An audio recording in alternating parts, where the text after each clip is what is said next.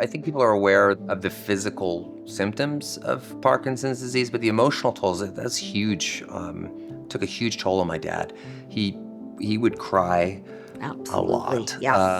And sometimes didn't feel like it was based in any kind of rational thought or idea or that it was proportionate to the moment. And I think in part it was that he really genuinely didn't trust his own mind. And he was so emotional around the subject. He experienced tremendous roiling anguish, which was associated with reality suddenly feeling interpretive instead of objective. And he would spend, not really any exaggeration, hours crying and upset. You know, mostly he suffered in silence. He really withdrew within himself.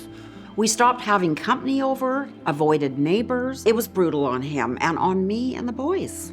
Yeah, I've personally found this all pretty painful. For some reason, I found like some of these symptoms he was experiencing around hallucinations and delusions frustrating, and they would make me almost angry because he was detached from reality. But I think in retrospect, what I was actually experiencing was these symptoms that my father had were robbing me of an ability to like create any kind of bridge with him in the future, or any kind of closure with him before he would inevitably pass away. I mean, I found myself kind of pulling away by trying to separate my mom from the situation, which felt hopeless for her and felt pretty ceaseless. And then really I stopped spending time with my dad. I didn't see him as much. And I imagine, and I own this now, that I think I probably contributed to a certain degree to some of the isolation and loneliness he might have felt around this. I just don't think I was necessarily equipped to understand that at the time.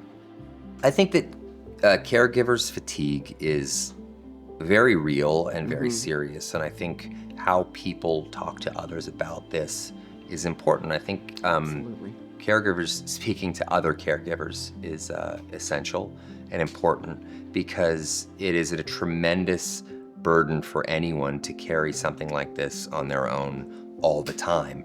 And most caregivers, I think I would include my mom in this, feel a kind of binary sense of duty to this, even to their own irreparable detriment. And I think that's something that I wish more people understood going into something like this. I didn't know how to be a self-advocate. I was too busy looking after Jim. I can remember waking up in the morning and crying and not wanting to get out of bed. And I knew that the whole day is going to be filled with absolutely terrifying things. I didn't know what to expect. And it's hard to deal with that on a day-to-day. It's stressful. I honestly believe I was having a nervous breakdown because all I knew about myself as a caretaker was, if someone said to me, "What do you like for dinner?"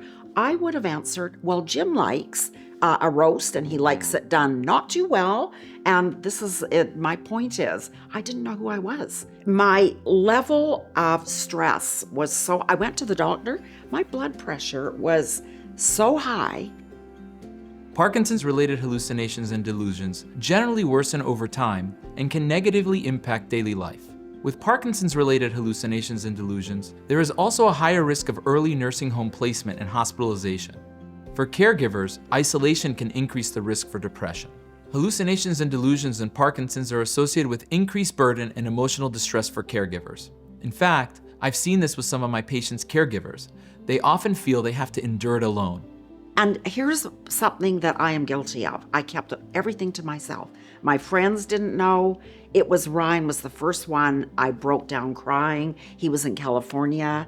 And God bless you, Ryan, you came, you walked me through everything. You were my guardian angel. And so were my other boys, I gotta tell you. They all came to help me.